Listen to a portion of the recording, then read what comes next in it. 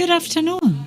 It's an honor to be here with you with FIS, this great event that brings to all of us healthcare professionals an opportunity in such an important moment, rethinking the health we want. It's an honor to have here with me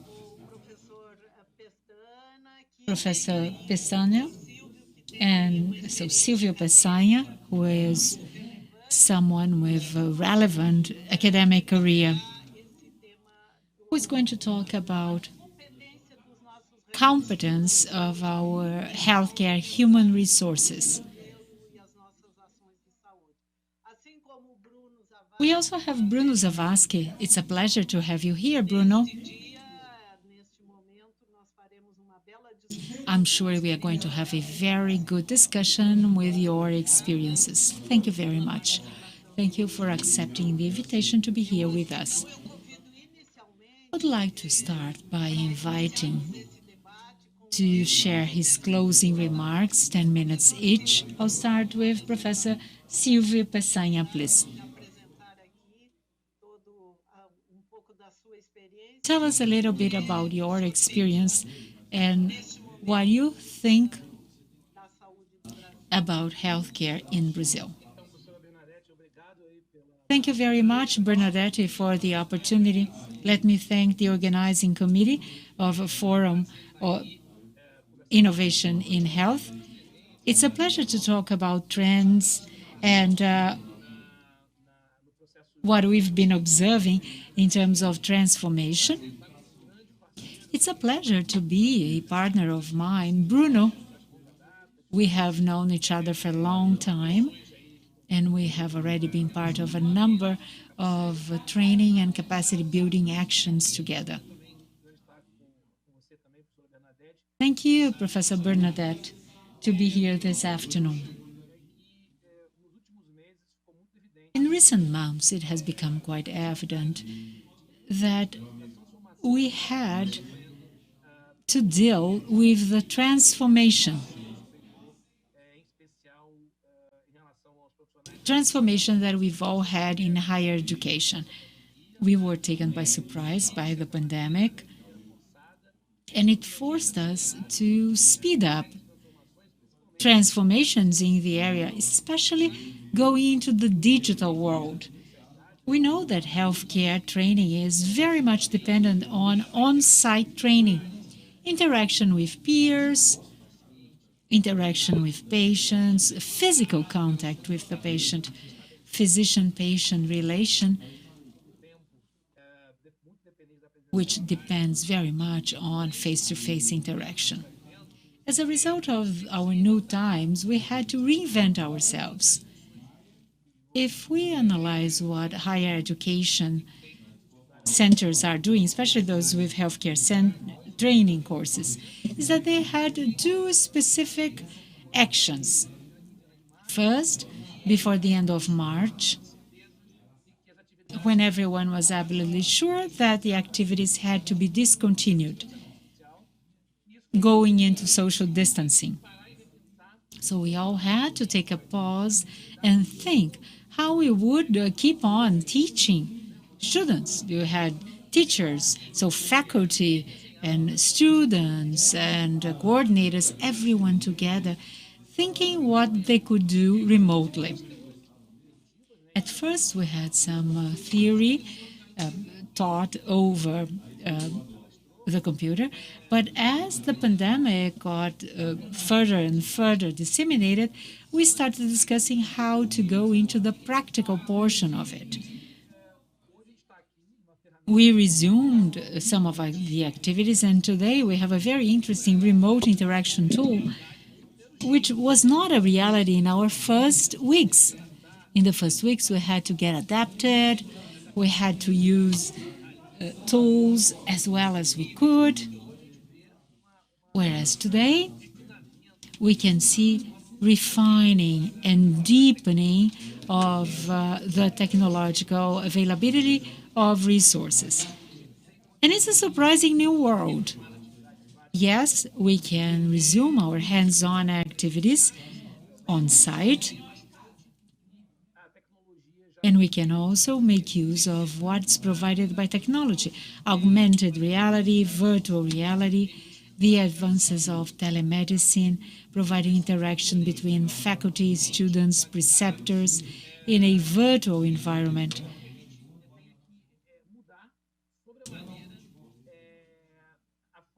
And this has changed the way we develop our professionals, the way we train our teachers, revisiting the teaching model and planning of classes. So we've been through a moment of transformation.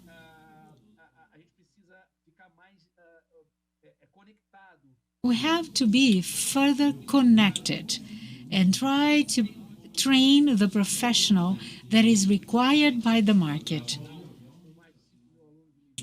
Our educational center has over 5,000 students of the medical school, and the profile has changed completely because the new generation, they are digital natives. They are exposed to a number of incentives, pieces of information. So we constantly have to redesign the methodology so that students can have the better learning possible. So there was much closer strategies between healthcare professionals who do not learn how to work together and eventually have to start working as one single team. So we had to anticipate that. So now they are trained on how to do it together. So multi-professional activities, and it has been extremely enriching to all of us. I'm not going to use up all my 10 minutes because I also want to make to listen to Bruno, and then we can interact. So let me hand it back to you, and then I'll draw further comments later. Thank you, Silvio. It's always great to attend your presentations. He is the director of the medical school, Estácio de University. Let us hear now from Bruno, who has a center on continuing education. Bruno, you have the floor now. Thank you, Bernardete. Thank you, Silvio, for your initial remarks. I would like to thank for the invitation to be part of this panel. It's such an interesting conference.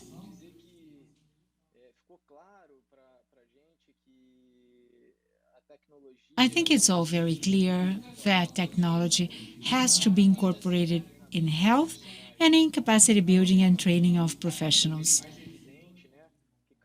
We can evidently see that professional capacity building is not cost, it's rather an investment. Investment is providing better care to patients, reaching better outcomes, and reducing the cost of care. This understanding that capacity building equals cost has to be quickly changed in the head of managers that still think like that. The new market requires a matrix of competences that is very broad. They need to provide clinical care, good performance, be leaders. They need to know how to work as part of a team. They have to have a kind of human touch. And as Silvio pointed out, during undergraduate training, competences have to be developed because when it comes to the graduation and finally being in the job market, they'll know exactly what to do. We can see some still presenting a gap, and this is what we've been trying to avoid. These professionals have to be properly trained. They have to have their capacities built and developed. And these competences are sometimes intangible. They can be trained and developed throughout the whole capacity building program. Professor Montserrat, on Monday, she said that in Spain, during the resident years of healthcare professionals, they developed many courses to develop these skills, which are intangible, so when they finish their courses, they are more qualified to start working in healthcare. But we have to change the way we train them.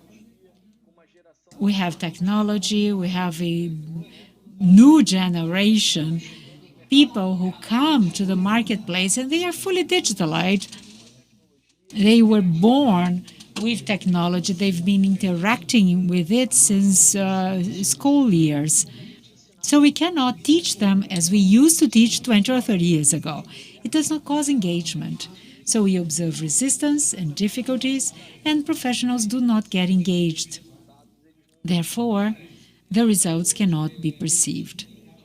In our opinion, to make this change and enhance engagement, participation, and to impact outcomes, we need to train professionals using active teaching methodologies. And maybe Silvio can talk more about that. The National Curriculum Guidelines, which were recently updated, they encourage the use of active methodology for teaching and for training of professionals. And this is what we've been working on, producing. And by doing that, we've been generating impact. And some papers show that if you use active methodology for training, you tend to have better results, outcomes, care, and reduction of cost to companies, which is equally important. Another point, which is also very relevant, is that we are going through this period, and I think we are coming to the end of it eventually. I think we would have created a hybrid method. It's very important for healthcare professionals. Of course, on-site training will be maintained. There are a number of tasks that have to be trained on-site, but there is a lot that we can do remotely with active teaching methodology. It's not conventional distance education that we used to have in the past, but rather digital teaching with active methodology to engage, train them, and create a scale. With technology, platforms, as Silvio pointed out, we can generate scale in training volume, enhance engagement, and as a consequence, impact outcomes. And to close these opening words, I really like to mention a sentence by Paulo Freire. He says that education won't change the world. It changes people, and people will change the world. And this is the key: education and training, continuing education, but with a new methodology, not with the old educational methodology that we used to use. It's still important, but new methods have come up. There are new professionals, new generations, and we need to engage these professionals more and more with recent methodologies. Thank you very much, Bruno. I think that you are giving the floor back to Professor Silvio. And I would like to make a provocation. We all know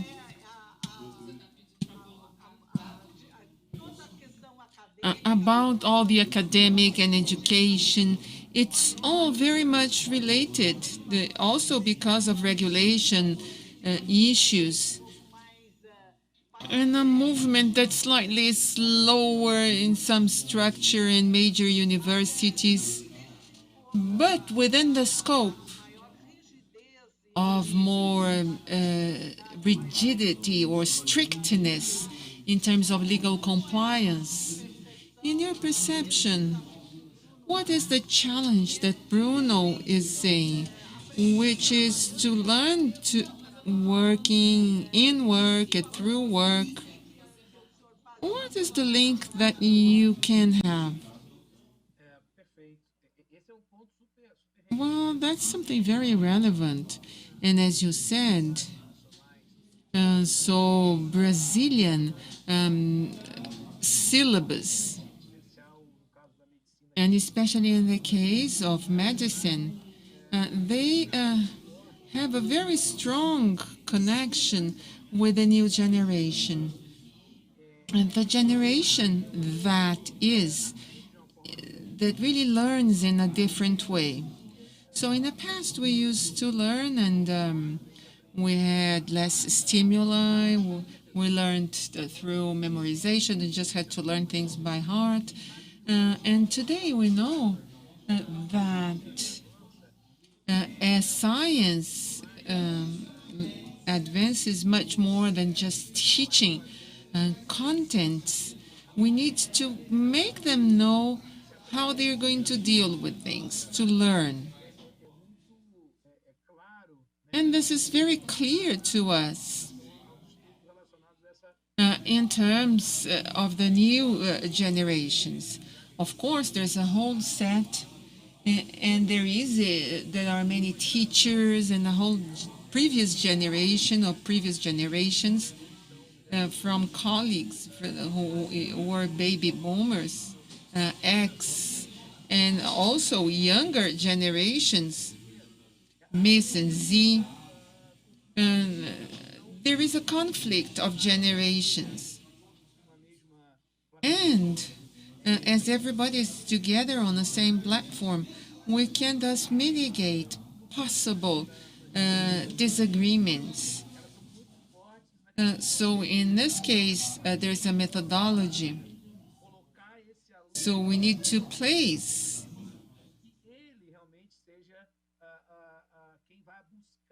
and they are the ones seeking something based on the problems and to be cognitively active so that they can solve these issues and learn in a more accelerated way.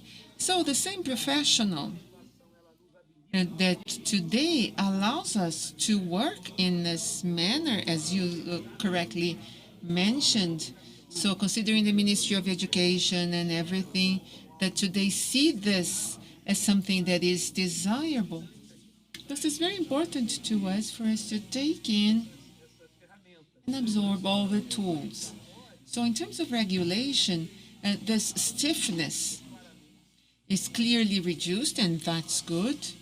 And this becomes more flexible as we absorb these tools, and then we deliver to students everything that is most modern in terms of education in health.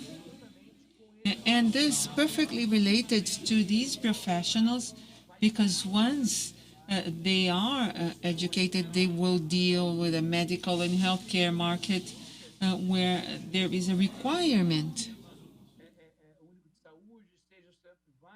be it in the government system or private system, and there is an expectation.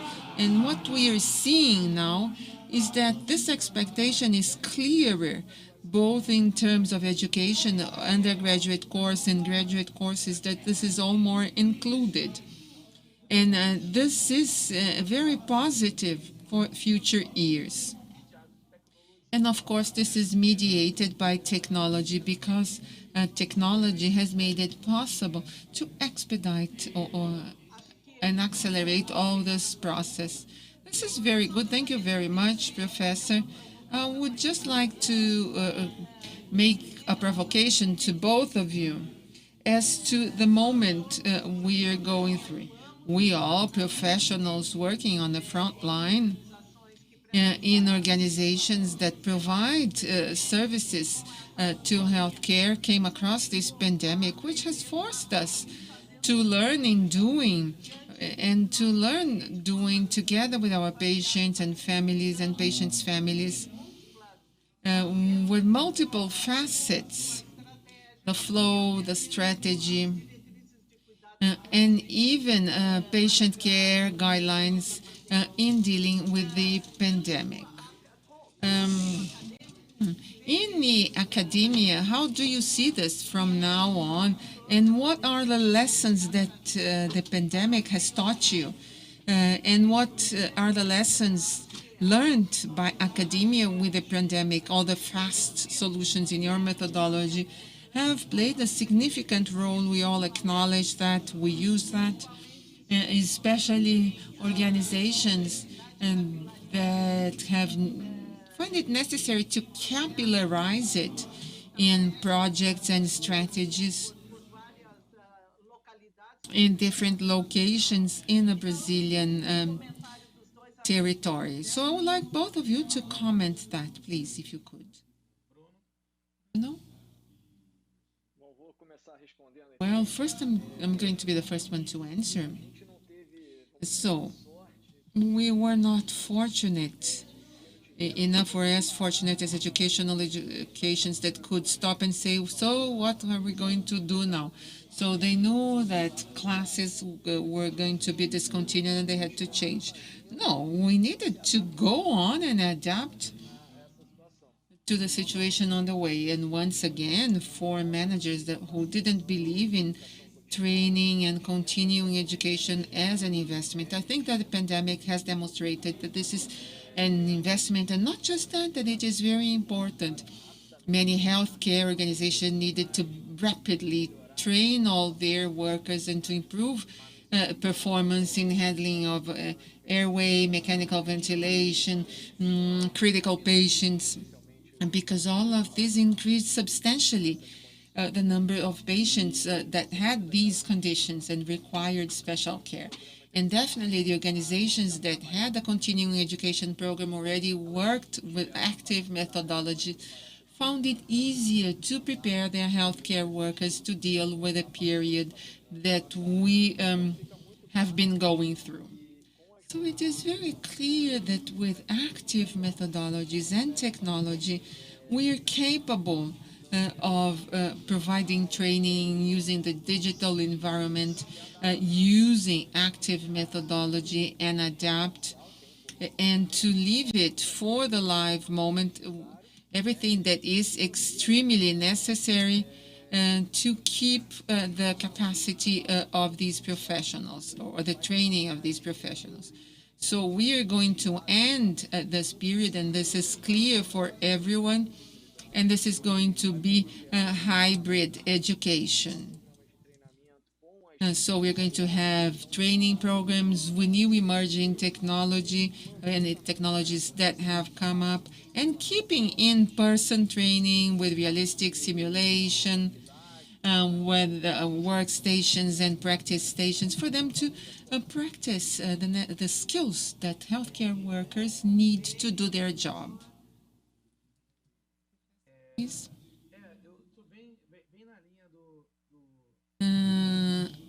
This is very much along the lines of Bruno. So he is the manager of major services, and certainly he had to deal with different challenges, which is the thing of keeping. And as they were saying, and then you look at the river, you try to identify where can you swim, how many meters, and you assess the waters to see how you can go in. So you look at the river, assess it, and you learn, and you swim. And this is what we are doing. We learned many lessons, and there were many difficult situations, but we come out from these processes knowing more and knowing how to deal and handle these new trends, and especially trying to make the most of both worlds.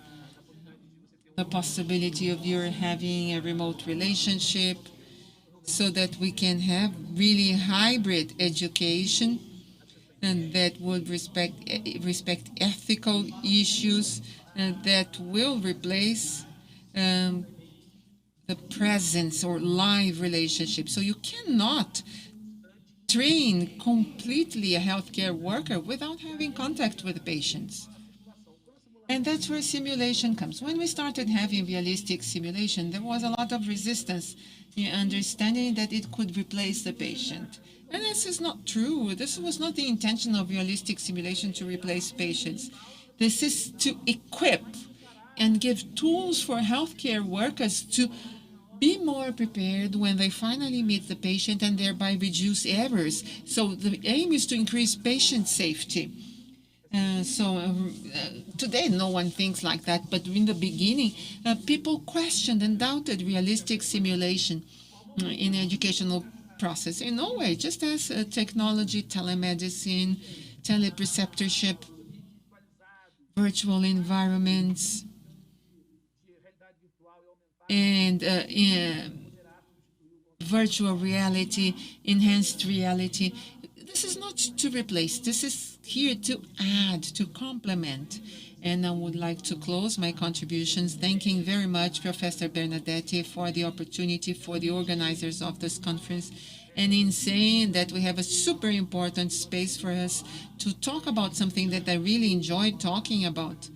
And so we have the whole afternoon and we need to stick to time. And once again, I would like to thank you, and we're always available to talk about future trends of education in healthcare. Thank you very much, Professor Silvio. Bruno, your closing remarks. I could spend the whole afternoon talking to you here. This is an extremely challenging and relevant matter. We have a few questions, and unfortunately, some of the questions we need to leave to answer on a platform afterwards. But in any way, thank you all very much, everyone who's watching us. Bruno, if you could say goodbye to our audience. I would like to thank and to say that it's been a pleasure to be here with you, to be here with Silvio. He's a reference. He was my monitor. We worked together. And he still is a great friend. It's a great pleasure to be with you. You are a reference too. And I would like to say that I am here and I could spend the whole afternoon talking about this. And I am available to answer any questions that might come up. And this is really a very interesting space, very high level, and very innovative. Thank you, Bruno. And once again, we are very grateful to everyone who watched us. Those who didn't can continue or see us on YouTube, on FIS platform. I would also like to thank the Commission, Professor Josier, Bruno, and Silvio. It's been an honor to hear you. And we're always learning. We're still learning and teaching.